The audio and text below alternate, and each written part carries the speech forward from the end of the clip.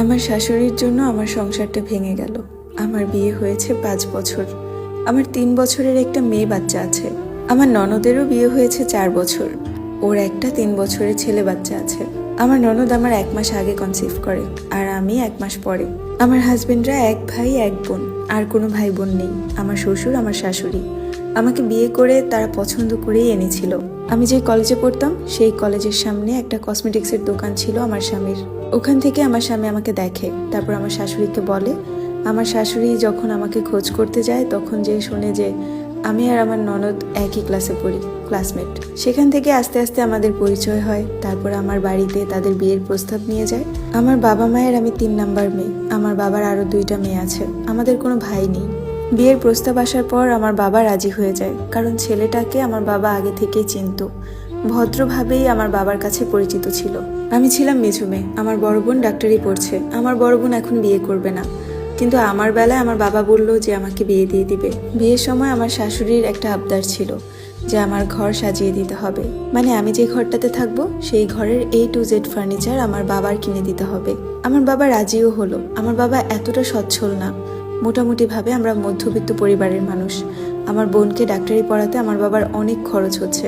আমাকেও চেয়েছিল আমি যা হতে চাই বানাতে, কিন্তু আমার এতটা লেখাপড়ার প্রতি মনোযোগ ছিল না। আর ছোট বোনটা 7-এ পড়ে যখন আমার বিয়ে হয়। আমার বিয়ের 1 বছর পর আমার ননদেরও বিয়ে হয়। ওর বিয়ের 1 বছর পর আর আমার বিয়ের 2 বছর পর আমরা একসঙ্গে কনসিভ করি। আমাদের একসঙ্গে গর্ভবতী হওয়াটা আমার শাশুড়ির পছন্দ হয়নি। আমার শাশুড়ির ইচ্ছে ছিল যে আমি আরও পরে যেন মা হই, তার মেয়ের দেখাশোনা যেন আমি করি। আমি আমার শাশুড়ির কাছ থেকে প্রচুর অবহেলা পেয়েছি এই মাতৃত্বকালীন। আমার শাশুড়ি সব সময় আমার ননদের চিন্তা করত।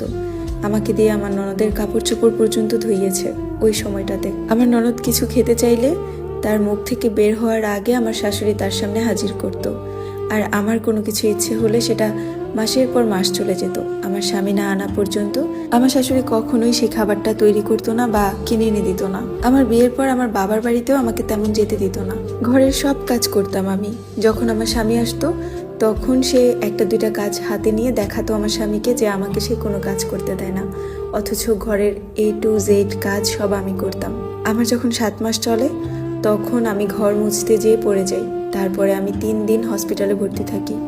আমার মরে যাওয়ার কথা ছিল, আমার বাচ্চাটাও রিক্সে চলে গিয়েছিল।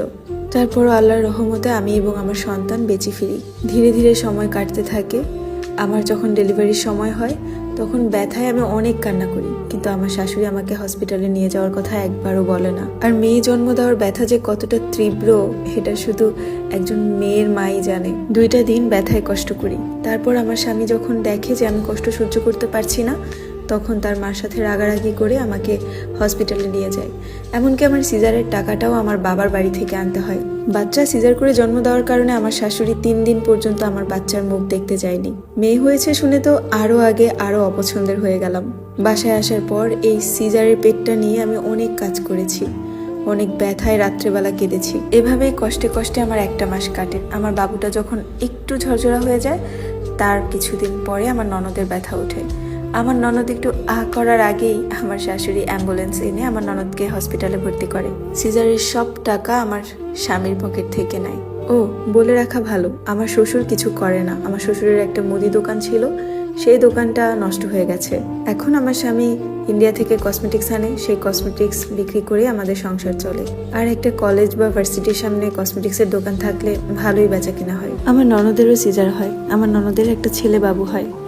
এত আদর, এত যত্ন সে আমার ননদকে করে, মুখে তুলে খাইয়ে দেয়, ওয়াশরুমে পর্যন্ত নিজে ধরে নিয়ে যায়। তখন আমার অনেক কষ্ট লাগতো।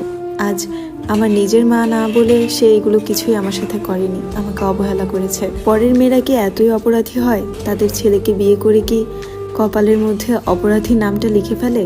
পরের মেয়ের বেলায় এত কেন অবহেলা? আমার ননদকে বাসায় আনার 7 দিন পর আমার সাথে আমার শাশুড়ির তুমুল ঝগড়া লাগে। আমার একটি মেয়ের জীবনের গল্প পড়ে শোনাচ্ছি। যে মেয়েটির শাশুড়ির কারণে তার সাজানো সুখের সংসার ভেঙে গেছে। এই স্টোরিটির প্রথম পর্ব আপনাদের সাথে শেয়ার করলাম।